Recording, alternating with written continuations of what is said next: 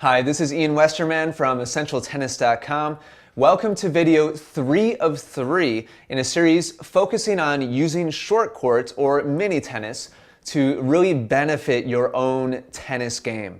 If you haven't seen the first 2 videos already, please make sure to view those first because I really have laid the groundwork up until this point, the topics I'm going to go over today. In the first video, I talked about how short court is not just for beginner players or low-level players. In the second video, I talked about where to position yourself and also where to aim when you're using short court rallies back and forth. And now in this video, video number 3, I'm going to tie it all together by talking about technique, what technique that you should be using, footwork, what footwork patterns that you should use while you're rallying back and forth, and lastly, I'm going to give you some great guidelines as far as setting goals so that you really make the best use of your time when you do start using short court rallies back and forth. So let's go ahead and jump right into it, and we're going to go right back to the court with Caroline Wozniacki using short court herself.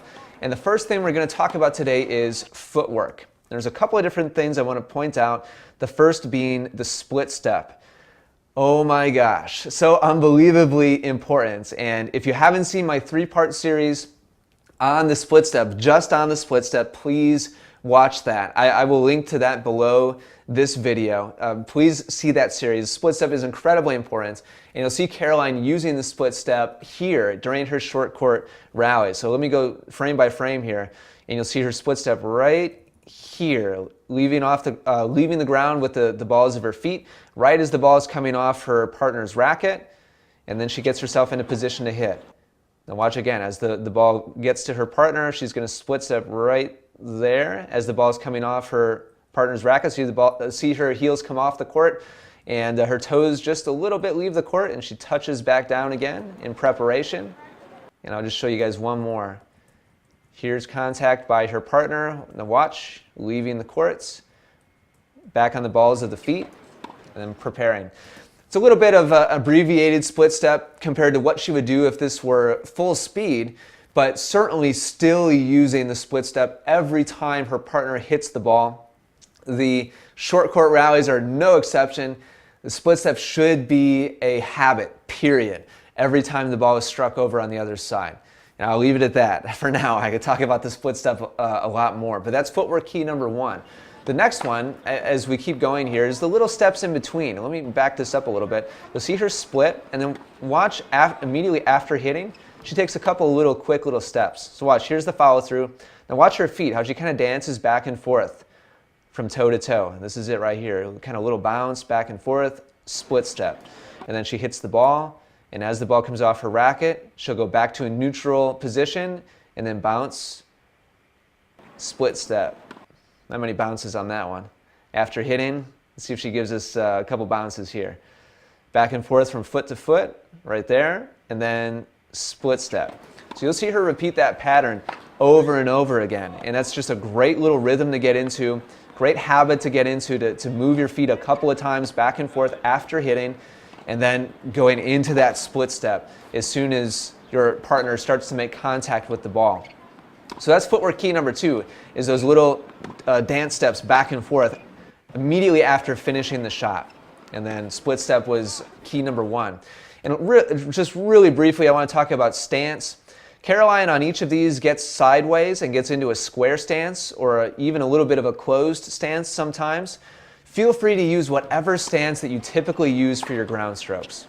So we see her get sideways here into a square stance for her backhand, split step, sideways, and might be a little bit of a closed stance there, real close to square stance, split step, sideways.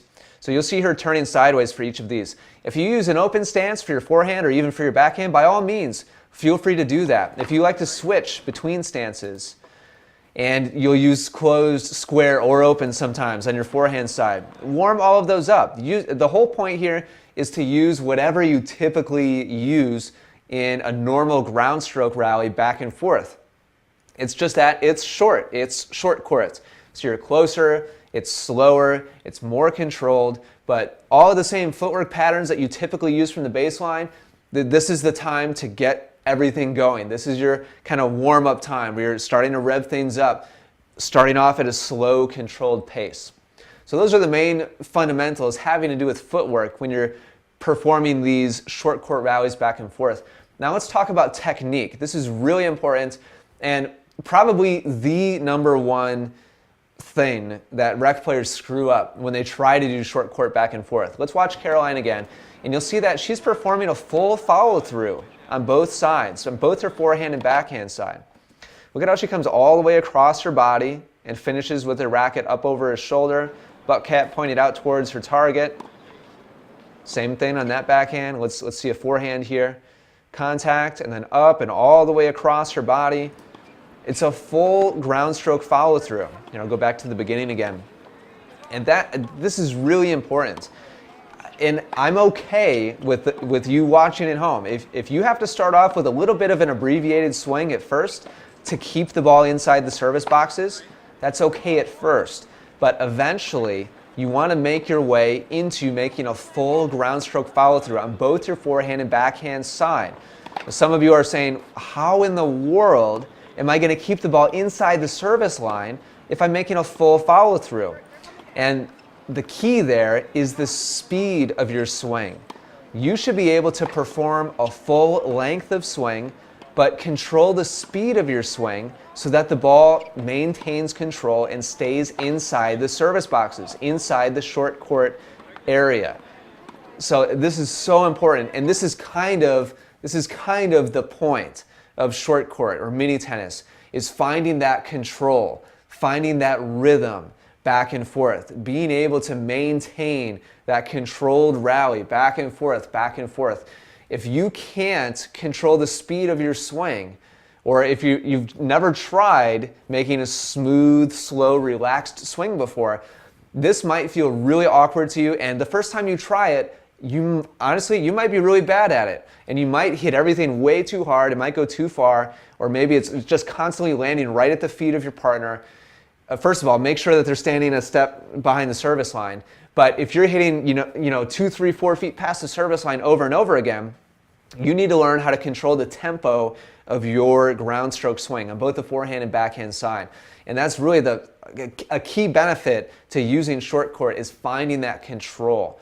If you struggle with attacking on short balls, if you struggle with making shots that are short in the courts, learning how to control the speed of your swing can really be beneficial to getting more comfortable doing that. Now, in a competitive setting, you want to use more acceleration than what Caroline is showing here. But the point is, you need to learn how to control your swing in general. If you only have one speed and that's it, you're not going to be a very effective tennis player out there. Let's go right back to Caroline. And so that's basically those are the main things to keep in mind when it comes to footwork and technique. Lastly, I want to talk to you about a goal, having a goal. And Caroline didn't have a goal here with her partner, but I strongly recommend that you do. I promise you, she's put in a lot of time hitting from this area of the court, starting off her practices, starting off her warm-up sessions, etc. If you're just starting to do this, have a goal with your partner. Maybe that goal could be 15 in a row, landing inside the service boxes. That means if the ball goes past the service line, like it just did, her partner just hit a little too far on this last one. If the ball lands here, you go back to 0 again. Or if Caroline hits it out of the, or if you hit it out of the air, go back to 0 again. It didn't bounce inside the service line. In order for it to count, it has to land inside the service line and get 15 in a row. Once that becomes easy, go up to 20 in a row. When I was teaching full-time on court, I did not move forwards with any of my lessons until we got a rally of 20 in a row inside the service line. And to be totally honest with you, sometimes we would spend 20 minutes, half an hour, 45 minutes getting to 20 in a row. Because if my student didn't have enough control to rally slowly and softly with me, you know what? We weren't moving on to anything else that day. Because you need to build that nice foundation of controlling your strokes. If you don't have that, and again, if you only have kind of one speed of hit and that's it, then you're not going to be a very effective tennis player. It's going to be difficult for you to manage a lot of different types of point situations. So have some kind of goal out there, and 15, 20 in a row would be a great place to start, maintaining control inside the service boxes. So that brings me to the end of video number 3. Hopefully watching all 3 of these videos, and if you haven't seen video 1 and 3, please go watch them. Hopefully watching all 3 of these videos has given you some motivation to either start using short court for the first time or use short court more effectively than you have up until this point. Please feel free to go back and review the information in these videos and really make sure that you have all these different elements down so that you're making the best use of your time out there. And that means where you position yourself, where you aim, your footwork, having some kind of goal, your technique. All of those different elements need to work together so that you really give yourself the best benefit that you can for your time spent using short court. So if you have any comments or questions at all about anything having to do with short court or mini tennis, please leave those right below this video player. Hopefully you found these videos very, very helpful. Of course, that's always my goal when I put out any videos is that they really are a difference maker in your own game. So I hope that's been the case for you, and I can't wait to hear what you have to say or see what questions you might have to ask when I come back and check them out. So until next time, thank you so much for watching. I appreciate your time and your attention, and I'll be talking to you again very soon. Want to serve more like the pros? Find out how as I compare Federer, Nadal, and Djokovic during my free 5-video course. Get it now at freeservecourse.com. That's freeservecourse.com.